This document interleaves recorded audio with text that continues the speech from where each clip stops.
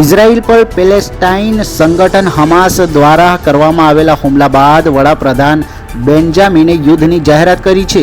Cabinet સાથેની emergency meeting બાદ તેમણે કહ્યું, ઇઝરાયલના નાગરિકો આ યુદ્ધ છે અને આપણે ચોક્કસપણે જીતીશું। દુશ્મનોએ આની કિંમત ચૂકવવી પડશે। હમાસ દ્વારા હુમલા શરૂ થયાના લગભગ 5 કલાક પછી હુમલામાં ઘણા લોકોના માર્યા ગયાના સમાચાર છે। લગભગ 300 લોકો ઘાયલ છે। હમાસના આતંકવાદીઓ ઘૂસ્યા છે। ઇઝરાયલના પશ્ચિમી નગરોમાં સતત રોકેટ છોડવામાં આવી રહ્યા છે।